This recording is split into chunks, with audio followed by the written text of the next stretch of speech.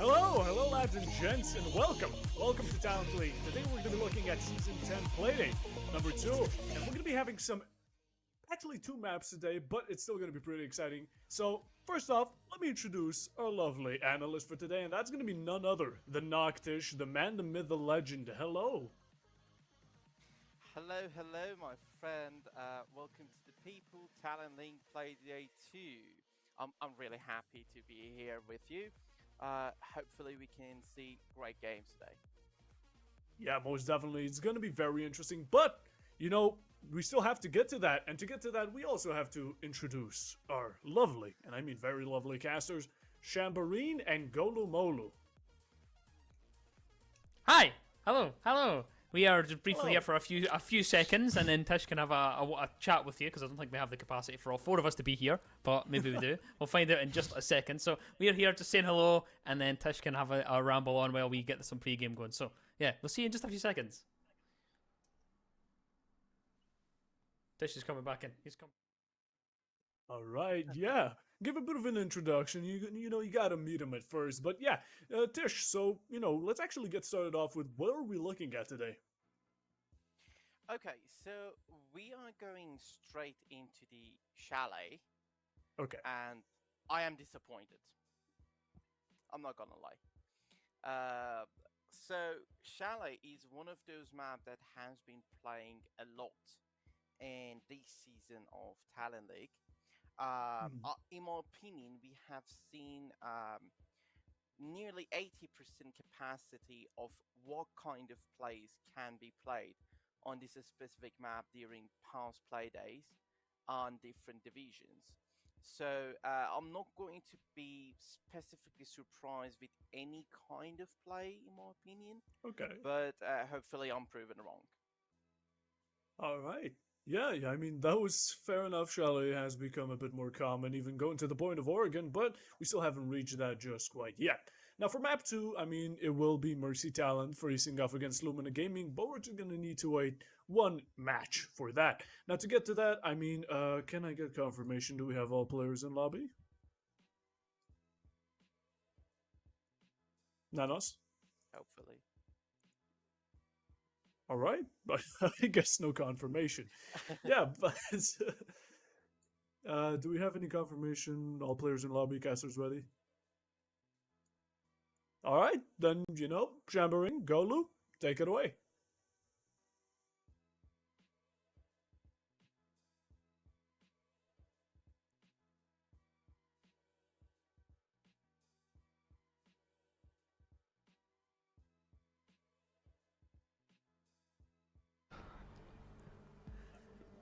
Yes, we're here. I believe that we can be heard. We are alive with our game.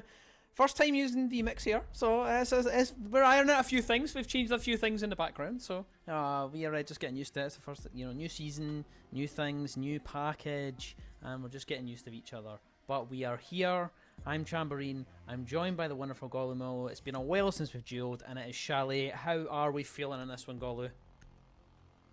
But, I think this should be a fun little game. Chalet, nice and aggressive, get to see some action breaking down between the teams very early on, and that's always good to do, because then you just get to see the frags happen earlier. It means you're not going to be sat in one of those situations with just people throwing stun grenades for 10 minutes into a round, and then eventually we see a kill. But the Ram ban coming out immediately, champ. They don't want to play it. It's been talked about as a little bit of a decently strong operator. It's pretty strong. The R4C with the scope brings back some nightmares. The Solace ban coming through with that as well. I mean, look, these are newer operators, generally pretty decently tuned. Still waiting on those Solace nerfs to come through. Yeah, I mean, there's a few changes that are probably required to some of those operators. But, the thing is we're getting to the point where we're just starting to get that many strong operators. And as the words leave my mouth, Fenrir, who's another strong operator, also gets banned away. The point is that you have quite a few of them, and it's almost getting to the point where everyone is starting to get quite strong. So is this just the future of Seed? Everyone is playable, everyone's in a good position? Is that where we're going with it, do you think? Hey, if everyone's super, no one is, right? Like a very wise, humble, kindly superhero villain from our favorite Disney film once said that. Defenders, And protect your I bombs mean, from being it's defused an by iconic attackers. Incredibles. I'm not gonna leave it on the table, but jumping straight on in. Rookies on the defense here, already making use of the fact that Legion now has that super shorty and can sort of assist with some of this setup. It'd be quite nice to see if we do start to see teams sort of, you know, more flexibility and more operators who have the tools to sort of assist with setting up site. I think it's good for the health of the game. I enjoyed when Mozzie had it. I think it was a bit of a shame when he lost it because it did take away some of the options, although at the time Mozzie being a very tuned operator. Haven't seen Mozzie played in a while, so maybe that's, you know, potential little bit of work for him to get on that one. Bring us back the super shorty. Give everyone a super shorty. Everyone gets a pocket shotgun now. But the setup looking pretty standard, right? The mirror coming in, that make sure you hold control down of games, the frost. It's challenging. You expect it. Yeah, absolutely no surprise as the way that this has been set up. Holding on to the top floor and library using that mirror. I don't think that they could say they were shocked, but an early spawn peek attempted by Alex won't find anything, instead just back towards that mirror window. And of course, remember, if you aren't aware and you haven't been watching any Pro League or any other streams, currently there's a little bit of a bug that you can't see through the other side of a mirror. Rest assured, the players can. It's just a bug on the spectator side, and also maybe a little bit quiet in the free cam as well mode. That's just a little bit of bug. So that's the thing, when they add new features like the free cam and that, it tends to break the game a little bit, but that's okay. We're alright with that. Does make things very cinematic, and I do like that we finally got the free cam. You can play around with things a little bit. Some of the post-plant options now that are available are very exciting to get to see. Sort of become elaborated on as we sort of get used to our new little toys. But Connor already downstairs inside the dining does have the Ash and Ave nearby as well, and they're here to try and limit the rotation of Rookies on this defense, trying to pin them down into the site as much as possible, as the rest of the team sweeping from above, trying to deal with this current mezzanine position. That's where Lego on that Azami is, to try and throw down these keepers to fortify it as much as possible and to eat into this time. So a two-pronged attack for Eagle Empire here, although it looks like they are coming off from downstairs, wanting to fully commit to making sure they get control of library above the site. Yeah, just changed their mind there. Took quite a bit of the map and then thought, oh, better of it. Instead, you know what, actually, let's focus on that top floor. Let's make sure we get rid of the position at the top of the Ivy staircase. Alex is still sitting behind that shield, still comfortable. They do have the Lamai magnets to protect it. Nade is cooked, it will be sent deep, but it'll find quite a lot of damage onto Alex, but it doesn't actually clear the shield. So the position can be retaken if Alex is brave enough to do it, but they won't go as of yet. And still, they're just pushing, slowly prodding, and getting rid of these players in the positions that they need to reclaim. But the Azami at the top of that main staircase is still in that position for now. Back on the stairs. Now you're just wondering what happens here for Eagle Empires, because sure, they've begun. They tried to eliminate, but without that shield going down, the position retaken, 50 seconds still on the clock for them to try and find a way through. Lego now getting a little bit aggressive, using the Kiba to block off the site from the long corridor window, has given some space to play with, and the first kill of the round comes through onto Abe, who was trying to get aggressive. Pigeon falling so quickly as well. That's your Habana gone. Not that you really need the hard bridge in this point round, but a player's still going down. The Sledge just now has to jump in and try and make a move.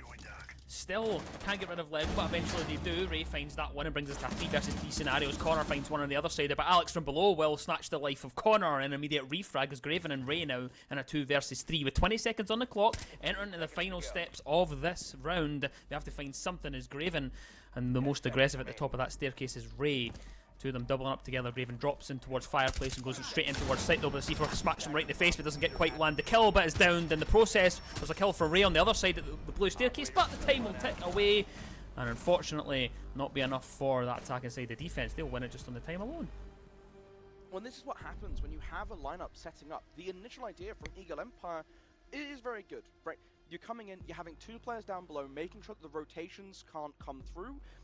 You can't make use of the Fireplace. If you're playing on mezzanine and you want to drop down, you're dropping into the waiting arms of the Ash or that Yana, who are starting to open up a little bit of holes in that dining wall just to cut off that space completely. But the rest of the team on Eagle Empire, they got some nades coming in. They had a little bit of explosives, but they couldn't get rid of the shield at the top of Ivy stairs. And all that meant is, sure, you get a hefty chunk of damage into Alex, but he's going to drop down into the basement. He rotates over and begins to look up towards the big window, where he knows Eagle Empire eventually are going to have to jump on through. And it's taken them so long to get into this forward position, to begin to stop to peel them back from their defensive positions.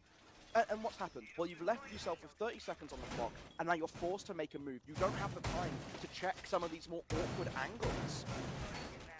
and they died for it. 30 seconds, it's in that 5 versus 3, and they just get cut down. They can't find the defenders in time, and everything just becomes a little bit of a rush. Eagle Empire, I want to see them put a little bit more emphasis onto committing to clear out the utility. Get rid of the shields.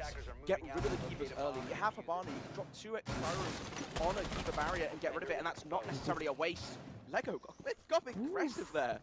Ooh, just in the background, just rudely interrupted your point there you were trying to make. It was just like, you know what, Golo, shut up, mate. I'm just going to go out this window, see if I can get an early kill. Doesn't get anything for it. Instead, gets back in towards the site and approaches that area. And just make sure that they can support their teammates. Because currently, right now, it looks as though the attackers have set up for the southwest take. Same ideal as what you would usually see for this. What we expected to see in the last one anyway was a take on towards library, but they didn't do it. They decided to sweep through the entire map instead. This time, of course, they're starting from this side, so changing things around, and we'll see if it's a little bit more successful for them. Of course, it's just the nature of the flip of these sites. But Ray just pressuring towards that mezzanine area as Connor now cooks an air and sends it up, but it won't find anything as Ray though uses his gun instead, and as Alex flushed out from the top of that staircase, and now they can take control of the library. Classic 1-2, throw a nade up, force them to walk out, they take the gunfight, and they lose the gunfight. And you get that initial pick, you also take a nitro cell off the table, and with how much of this floor is soft, especially looking at that other side, where you're going to be going for those plants, having one explosive, still the black eyes to deal with, obviously lovely, the rotation being watched by Abe. Again, Abe in this position where they're moving up, but then just watching to see who walks into their line of sight. But this round has been completely different for Eagle Empire. Chambray just able to walk up, take the aggressive angle. Figo is trying to be holding it. He's supposed to be ready, but he gets caught off guard, and now the defense looking a little bit worse for wear. They're in that 2 versus 5. Not a great situation to find yourself in, but C4 will find the life of Ave, and that's at least one back for the side of Brick Eaters. And from behind, Osiris, he'll claim the life of Pigeon before the wall can be opened up as well. So massive, so stops it from being breached, and that's a much better position for them as Ray now goes for the swing in towards Piano, and will lose that gunfight as well, and they brought it to a 2 versus 2 somehow. Triple kill for Hezix, he's holding inside a Piano, stops them in their tracks, the shotgun going massive, and Connor in a 1 versus 2. The nade gets rid of the shield, still the diffuser dropped, so has to try and look for both of these kills. The spread up members of Brick Eaters though aren't going to give him anything for free, and as he walks out, it's a quad kill for the Mutant in the round, Sham. And let's remind ourselves, that was brought back from a 5 versus 2. A 5 versus 2. I was looking at that round, I'm thinking Eagle Empire, 5 versus 2, mint. Absolutely coasting. How much time do they have left in the round at this point? 1.5 minutes. Okay, that is plenty. All you boys need to do now is slow down. Pull out a drone. Just check underneath the staircase, find out where these last 2 players are, and you can take all the time in the world that you want to get rid of the Piano shield, open up the main breach, slowly walk yourself in, and just command all the site presence that you want. But instead, they don't check. They walk up to the main breach, they get shot in the back by Legion, they die, then they take a wild swing, just trying to one-on-one the Mutant instead. And they just leave themselves in a really awkward position where now it's like, well, I guess we're just walking through a doorway taking gunfights. TE. Yeah, exactly. I mean, it comes from that very simple play from Osiris down below. Kills the Thermite, drops the diffuser, and that really just throws a cat amongst the pigeons. And all that much harder to win. You have to focus through doorways. Still down to the bottom floor this time, so surely we should get a bit of better defense to start things up and we won't be clawing things back. Early spawn peek from Lego again, but I don't know if he's going to find anyone. Then again, you can see the outline moving ever so slowly towards that area, so we'll see if it does connect anything. Connor's the one on the other side of it, but no one is going to land any shots except for, well, actually, Connor does land a couple onto Lego, so he gets away with that. Question marks go out because Connor's wondering, Lego, what were you trying there, mate? That just did not work at all.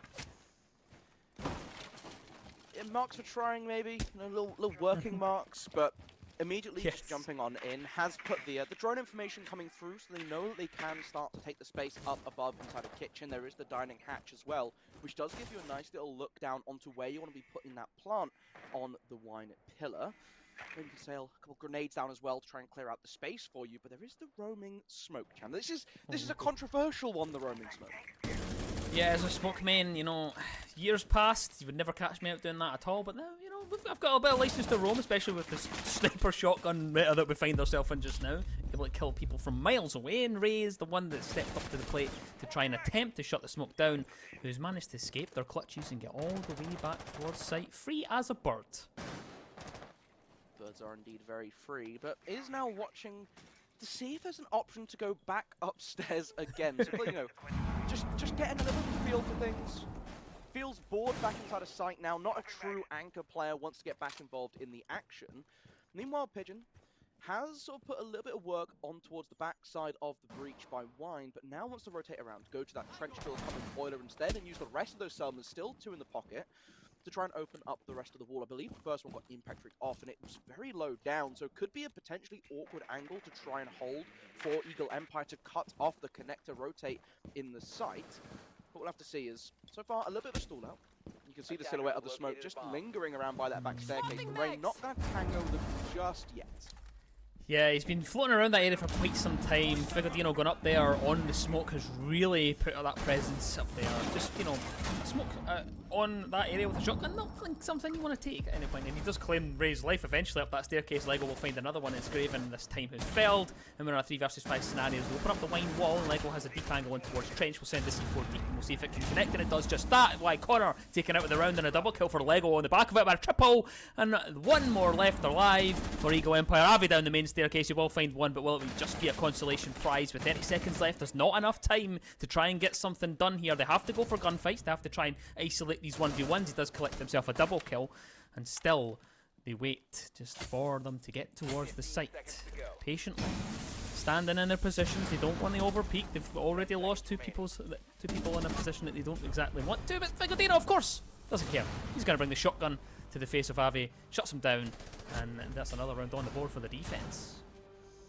The start from Eagle Empire, very good. Very standard, doing the job that they need to do. Making sure they have kitchen, dining cleared out, they're not going to get caught out by anything silly, then rotating downstairs, trying to open up that long wall. But this is where the adaptions coming in from Brick Eaters were really nice to see. First of all, they only reinforced one half of that back wine wall, and the reason for that is because, well, you could see it come into play. The Ace throws the Selma on the reinforced half of the wall. That's the side you want open because it gives you that really lovely long line of sight right down in towards connector, which makes movement through the site a lot harder for the defense to adapt to the opening of the side wine wall by boiler when they go into the plant.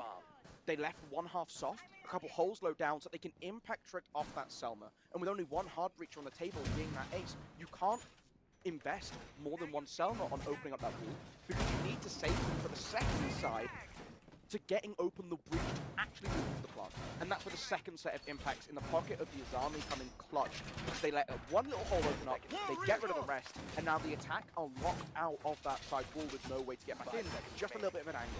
They're forced to start looking towards these doorways. That's where the Brits got a little bit aggressive and started to find those skills. Yep. And unfortunately for Eagle Empire, they are going to have to try something different. They're going to have to try and change it up a little bit, and that comes in the form of Fuse. Connor bringing it along. Got the Capital as well, Flores, Hibana, so quite a bit of changes across the board for the operators, and Alex is the one this time going for a spawn peak, but no one's found any of them yet. Don't think we're going to find them. I think it's going to be one of those maps that everybody keeps trying to do it, but it's never going to be successful.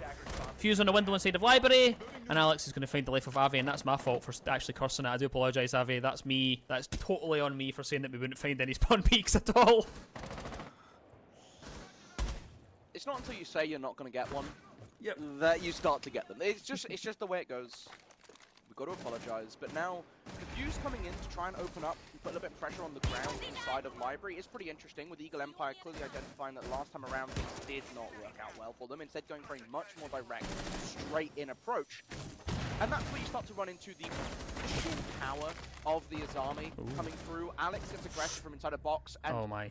Alex found himself a triple kill in the round, and it's flawless, champ. What? Well, we were having a lovely discussion there, and so rudely that Lego interrupted us, and he just decided, you know what, actually, I'm done with this round. It's over. It's 4-0. So flawless from Brick Eaters. They're looking so good. That was insanely quick. Even observers just hit the chat saying, whoa, that was so quick. I will allow it, and the reason I'll allow it is because it's a nice little demonstration of when you see Azami and Mira both looking at one window. Conventionally, what I would, if look, as you know, just a little like you do you, but here's my 2 cents. I would go somewhere else. I wouldn't choose to look down 3 Kivas and a mirror window. I'd say, you know what, you clearly really want to hold it from this direction. If I go behind you though, that's where things get a little bit easier. And that's what they did the first time that they attacked the site. They didn't win that round. They didn't win that round because the issue for that the first round wasn't because they went the wrong way round. They didn't go through office. The issue for it was that they took way too much time and didn't actually put the correct steps into using explosive to remove utility. This time they went, oh, well, we clearly messed up this time. Let's go from the other side, and did a little bit worse. It's unfortunate, but it shows Ricky is very happy to get aggressive in these gunfights, and they're playing around mirror windows, Kivas, very efficiently to make sure these gunfights are unfair. Eagle Empire, they have 2 more rounds to find a way to sort of break the unfairness.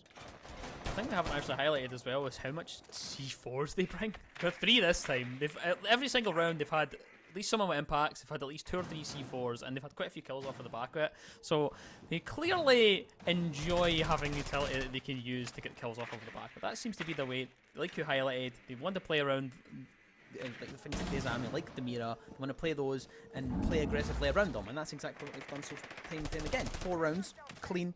It's looking good.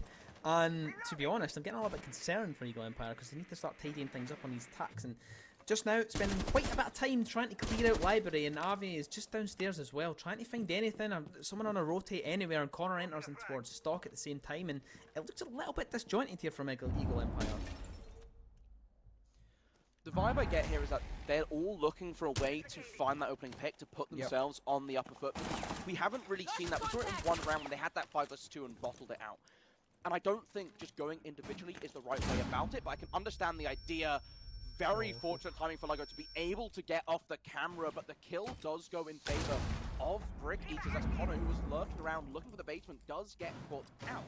Mozzie taking a hefty chunk of damage, still alive. You have removed the shield inside a piano, but with the team so disjointed and not pushing together, I feel like we're going to have a little bit of waiting time before that key removal is actually very relevant. I completely agree with you there. Seems just to be the case for now. They get picked off on these 1v1s around the map, and another one does fall. It's Alex this time to find Ray. Finds him all the way through the breach, by the way, so very nice shot, actually, it comes out from them. There's Coachosaurus now, also trying to find a bit of a deeper angle towards the balcony. Avi's downstairs, and he's found Lego on the rotate. So, all that HP that Lego lost earlier did come back to bite him, and unfortunately, he is dead to rights. But we're in a 3 vs 4 scenario. We're in the final minute here, and Hezek still has that mirror window in a great power position, and Alex still has control over Bob. So, Golov, it's not a great situation to find yourself in for the attackers, but they've opened up this main breach here. They're already set up to go in towards the site. So, do they need the top floor? Is the real question. Well, the flyby showing us the mirror window, just watching down towards it. They do have the smokes in pocket, but they have to be aware of Figadino, who is just lurking around on Mezzanine upstairs. They've gone up above, have removed the window, maybe in an attempt to try and catch him off guard. Ooh. And they are able to walk up the stairs. It's going to just move in for a triple as well. A 2 vs 2 now. Did they spot the rotation of Saurus onto the pings come through? They know. Yeah, they have surely. Seconds to go. He's stuck in the corner. There's no way he gets out of this. I don't see him getting any scenario in which he survives. There's a smoke that goes deep though, but Hezek, he's going to find a kill onto Avi, and we've got 5 seconds left. Pigeon has to find something. He knows where one is. The C4 comes out, but Hezek is going to go for the swing anyway. Finishes it off for Brick Eaters, and they go 5 rounds flush on Chalet. Did the smoke help him there? I think it did. I feel like obscuring the vision on the pinned player, maybe not the brightest idea, Yeah. but I liked the start again from Eagle Empire. Look, they're starting off these rounds well, but they're really having an issue with these conversions. And a little bit of solo lurking at the start of the round, I think, wasn't really necessary for them. I would have preferred to see sort of group effort on the sweep, have one player walking through with a drone ahead of them and a refrag ready to go. Even just drones to try and spot out, okay, look, we found the Valkyrie lurking around in the basement. We can sort of start to find a way to pin together to work for this kill, rather than, I'm going to go on this window and try and get a kill here, you go down to the basement and see if you find anyone. Because while that may work sometimes, we're seeing time and time again that the roamers and the first players you're going to meet from the side of Brick Eaters are very happy to take chaotic gunfights. They'll take them very comfortably, and you're losing them out. And it puts you in these situations where it's like, okay, well now we've lost the Ash, we've lost 2 sets of explosives. We now are able to get the main breach open, but we haven't done a proper sweep of the floor above. And okay, well Figadino now goes down because Abe's just sort of happened to walk up the staircase and has caught him out. We've caught him. That's great. But everything that's going in favor of Eagle Empire feels very much like, oh cool, we were in the right place at the right time and we got a kill here. But if they're not in the right place and it's not the right time, Brick Eaters are really having their number. They certainly are. I want to highlight Hezix as well, who hasn't yet died on this map. He is just, you know what, I'm not bothered. I'll peek when I need to peek, and I'll get kills when I need to get kills. But he's just going to chill out. Lego downstairs inside of Car Garage for now. Could meet Graven should they decide to go from that side of the map, but instead just going to go join their teammates in the west main staircase and put a little bit of pressure. Seems to be this is what they do early. You've just highlighted it yourself that you think it seems to waste a little bit of time because they just try to kind of poke their nose into these windows, find someone kind of maybe rotating around, maybe someone that's going to over peak, and it's not being rewarding at all. It's just a detriment to their time management. They're losing out almost a full minute off of the back of it, and it's just so unfortunate so far for them. And now Nade's going up into sight above, but there's not really anyone there. Hezek's coming over to see, like, hey, this hole is good earlier. Maybe try and catch something off. I say that as the nade lands perfectly at his feet, gives him that first death. Infinite KD no more, and very quickly moving up the staircase, getting right up towards the site. The rotations from Brick Eaters needs to come through quickly to make sure they're not giving up too much space inside a bathroom. That's exactly what's going to happen. Lego able to get the kill onto Pigeon. That's all the way down in the basement though. So now Eagle Empire sort of having to figure out, guys, what do we need to turn around? What resources do we need to allocate to behind us to make sure we're not getting flanked up here? Lego is taking a little bit of damage, but now retreating off as the engagement is moving up right on site doorways. But it's another flank. Another one comes through. 3 versus 3 though is an immediate bite back though. Ray does spot the head there but can't quite react in time to get anything off of the back of it. As Figadino makes their dash away. Ave has a hold inside of Master, so they have a position set up that they can actually go for some sort of execute. But the issue is Lego's inside of Piano. Figadino's made the rotate back round and finds the life of Ray as well, so we're in a 2 versus 3 scenario. Graven and Ave to try and find something as Graven collects the life of Lego. We're in a 2 versus 2. Downstairs we go for Ave to try and find anything possible, and I have unfortunately lost the feed to Golo, so I don't know if you have it, but you can take it away if you do. Oh, we're back. It's okay. That's okay. It happens. We're back. 2 versus 2, Golo. 30 seconds on the clock, and this is looking winnable for either side. Yeah, with the diffuser going down, the angle on Repel, you can completely cut off the rotation. Still a Nitro Cell to be aware of in the pocket of Alex on this Valkyrie, who is walking up to the window, but now the plant is down. This round flips, but he wins the gunfight, just walking up to the window. You can't be allowed to lose this because now Ave at the back of the site has to be wary of both sides being pushed across, looping around the back, but they're not waiting for each other, champ. They're not going together. And now Figadino, spray through the wall, comes scarily close to Abe. Gets a little tickle into the shoulder as well. Walking up to the doorway, but Abe on the sideline sees the barrel pushed away. It is going to take a couple of pre-fire shots. Background, an alternative angle, switches the pistol as he goes for the second round. But pushing up to it, Figadino just needs to land a shot. Can't do it with the pistol. Eagle Empire get their first round.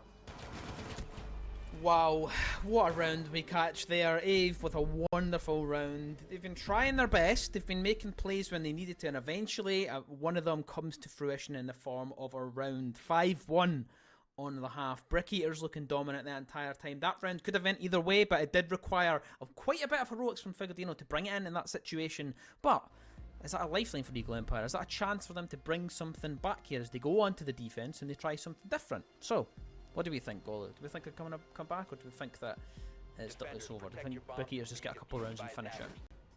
Am I good copper back up here? I'm always just we'll just be honest. Or actually, you know what? See, tell me what you want to see. What do you want to see from us? I'd like to see a little bit of ingenuity coming in from Eagle Empire. I think they've got to go with something a little bit different to try and shake up the pace of this. And you're coming onto the defensive part of things. This is where in theory you'd be like, oh, they're coming into your home, guys. They're coming to your ground. They brought the Oryx. That's a start for it. You try and get a little bit aggressive. You can use the ability to jump down, but more importantly, jump up some of these hatches to really try and play with their minds a little bit. However, you're seeing Brick Eaters coming in, grabbing the Lion immediately, and I have a very big suspicion, is the right word here, that Brick Eaters are going to come through very cleanly and right through this. They've got the Brava coming in as well, and Brava is one of these operators I really love to see when teams can find good uses for it. And Chalet, no joke, the good use is just grab the default camera. You grab the default camera, and you see everything. Yeah, it's such a simple mechanic to actually bring it out. You know, everybody thinks, how can I use these Brava drones to actually capture things like Valkyrie cams or just whatever really that they've brought along, and most people just go, yeah, we'll just get some defaults. That's enough. That's enough utility to actually be a massive help within the round. Getting into this particular round though, it seems as though library is where they're focusing on for now. It's figured, you know, drone in the head, trying to find anything that can saturate. They will saturate at least one default for now. That's the one on top of the Ivy staircase. So reminders to tell your teammates not to shoot the cams, because the amount of times that happens, that's the issue right now, I think though. Coachosaurus Rex chilling on the balcony, just waiting for the rest of the team. And that's the job as Lion here. You're the pincer. You just want to sit on the balcony, you control the window, you make sure that anyone falling back from mezzanine is getting cut down. Graven on the Wamai is going to be the one to do that. Walks out, tries to get away, Coachosaurus gets aggressive, gets the kill. And now you have the advantage. Lego going down, though, obviously does hurt a little bit. Flores, so fantastic for getting rid of some of these really strong positions, such as the piano shield that we've seen played nearly every round. Whenever you're near there, you're going to be playing it, as well as these Kivas, which are going to be a continual problem for them. I say that as now we are completely deployed to all 5 in play. Pigeon nearly dying to the grenade, is able to back away somewhat safely. Alex dropping down at the balcony now, aware of some potential re-aggression from Philip. I'm not aware of the fact that Connor's down below though, and he's, oh, they are! Ficodino! He just turns around on a dime and takes the life of Connor, and in towards the site as Coachosaurus does go, claims Ave for his own, and we're in a 2 versus 1 scenario. Manages to get the revive off here, though. Ray Pigeon though is going to be left in a 1 versus 4, but Coachosaurus is not resting on the laurel. Straight through the rotate to collect the double kill and finishes it off, and that's another round on the board, this time on the attack, and they go into match point here for Bricky Ears. Well played Lion indeed, and again, just doing exactly what they need to be doing. Fulfilling the role of that Lion perfectly. You sat on mezzanine balcony, you're waiting for the library push to come through, you're waiting for the mezzanine players to feel forced to back away, to retreat back to site, and what happens? He waits patiently, the pressure comes in from library, and the Wamai walks straight into his line of sight, collects the kill. Next, what your job is, you're making sure that you have the pressure on the doorway so they give you a gap, you can take it, but more importantly, they can't come and flank around the window if you're looking to open up breach, for example. Well, they're so drawn off by the breach, by the pressure inside of Ivy Corridor, that you can just walk on into sight, get the first kill, and completely command all of his control. Playing on the rotate does win that gunfight against the Warden, and you know, that could have gone either way, it was potentially a little bit sketchy from the side of Eagle Empire, but you win the gunfight, you can going through and just finish off the round very comfortably. Really, really good individual play there, fully understanding their job in the lineup. Yes, well, the thing is though, is we're on match point, and this is where mistakes cannot happen. Eagle Empire, they've made quite a few. Bricky Eaters have looked comfortable time and time again, and I suspect that we are about to see something very quick and clean because Hezix has snatched up the Blitz. And as a fellow Blitz main, how do you feel about that one, Golo? Oh, I'm grinning. I'm loving it. You see, Blitz is like a good stinky cheese. If you, some people really can't stand it. The smell just puts you off.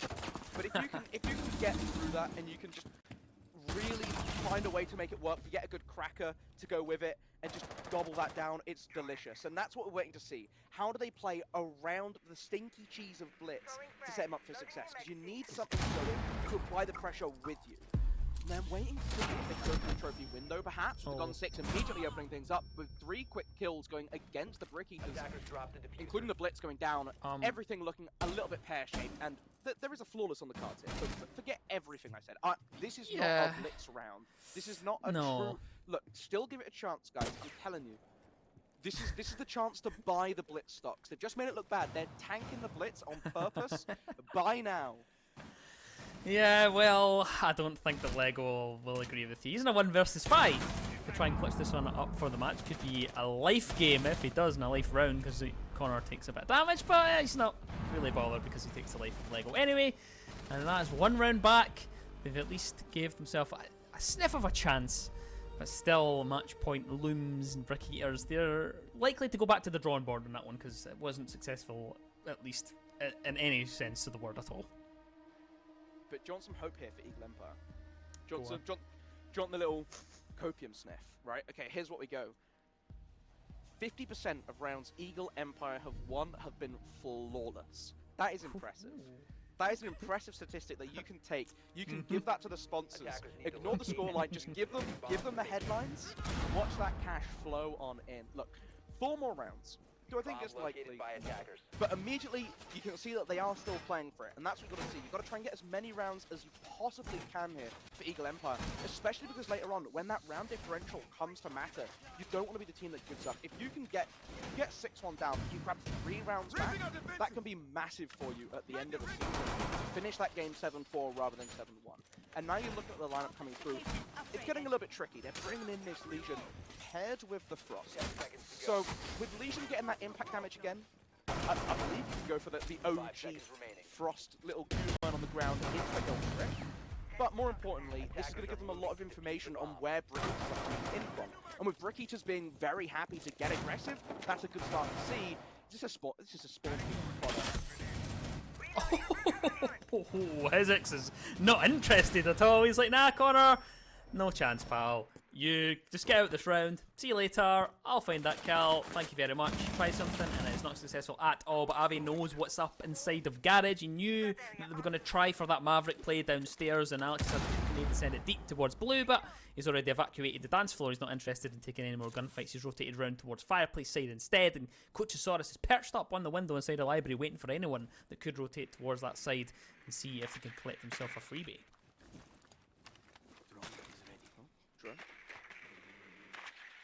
They do have the Maverick, so to me this screams they're going to try and open up that little line down by the single stock wall. Coachosaurus potentially getting a little bit close to catching a shoulder or maybe a head of a mezzanine roamer, but for the time being the Brickies are taking a little bit of a slowdown here. This is the lineup next. It is soft. Oh, they can't get it. They can't get it. Going for the torch instead. They tried with the hammer, but they're going for the torch. It's open on up. He's been able to escape. He's been able to escape. Drake takes no damage. The drop from the Azami, but they're dancing around it. Oh, he's turned around and just collected the kill. Champy's turned around and collected the kill. I have astonished as to what has just happened. Coachosaurus is already in the site. He's inside of Barnstock. He's hopped in the window, shot the frost trap, and not interested in it. Pigeon finds Lego. Coachosaurus with another onto Pigeon, and one remains alive, but none now remain alive as Brick Eaters. They take the map 7-2 in very convincing fashion. Golo, not really surprised after that performance. Outstanding stuff from them. It was a lot going on around the stairs into Snowfield. Yep. And I think that was ultimately the pitfall for them, right? Graven able to get away with his life, slips through. You then have the Azami just abandon Mezzanine to just plummet down in to try and get involved in the action. And then the rest of site is just left completely vacant. That was a wonderful entrance. It really was. Yeah. I was just giggling in the background there. Puffle Bob not ready for the transition, like I say. We're trying a few things new, trying something different. But it's Puffle Bob without his glasses, without his bowler hat. And this is the real Puffer Bob, by the way, everybody. This is me. It's, I'm a new man, you could say. But yeah, that Refreshed. was most refreshed. I used a new deodorant, you wouldn't get it. But a very interesting match, although very dominant by the side of Brick Eaters, without a doubt. I mean, it was kind of brutal, to be honest. But I think, from my perspective, we should get a bit of a chat on from the side of Tish to see what actually happened and to see how it all went down. So, shall we get to that? Hello, Noctish. Hello, people. Yeah, I mean, the match, it's shallow. You say you're not too much of a fan, but, as much as we could have enjoyed it, what's your look on this map and how did it go? So, it was a very interesting match, and it started from the ban phase. It's not usually every day that you see a RAM ban popping up on your head by a specific team.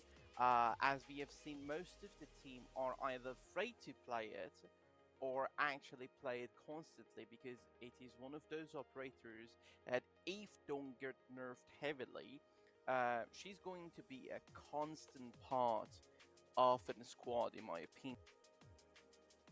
Okay. Future.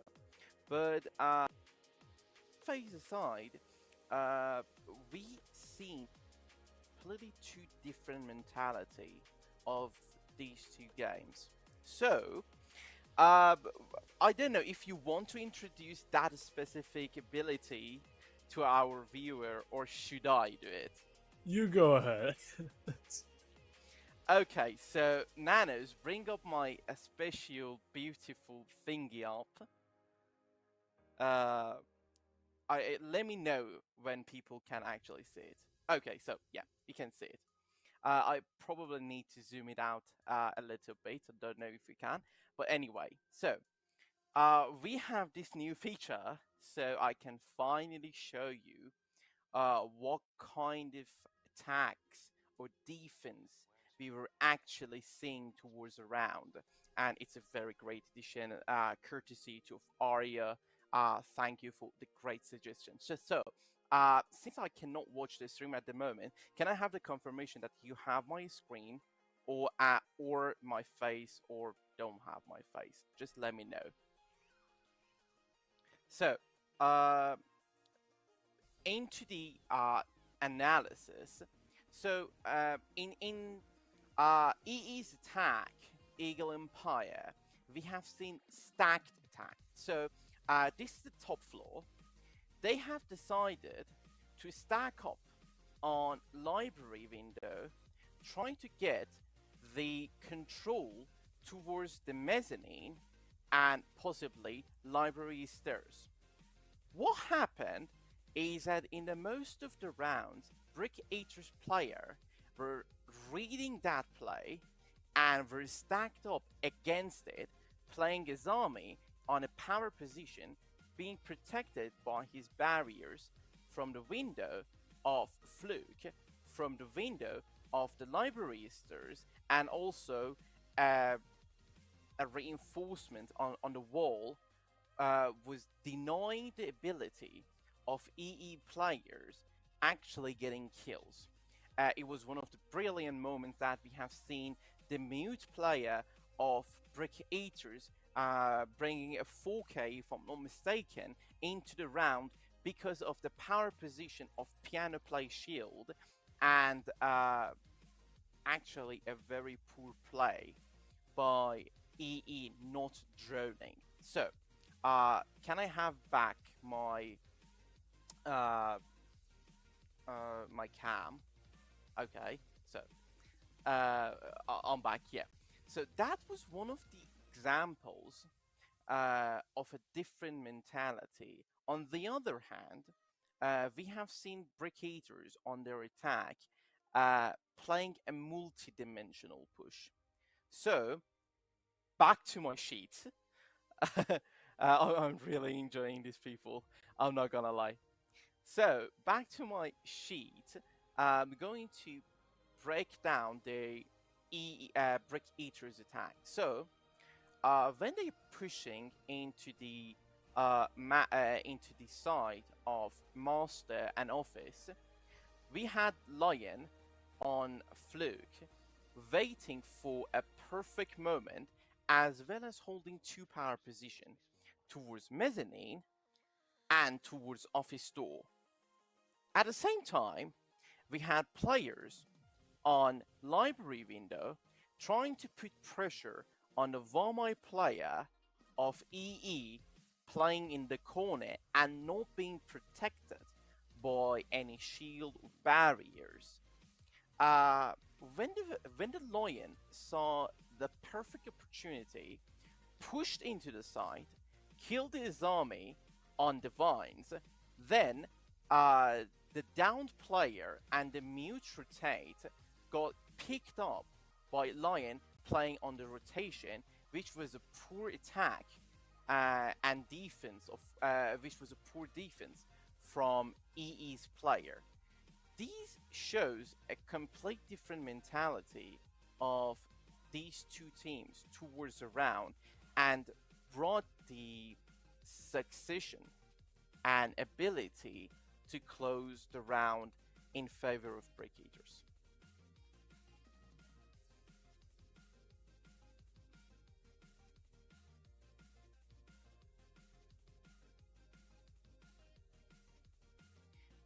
All right, Okay, my for some mistake. Mic reason was I muted. yeah. So Yeah, it's my mistake.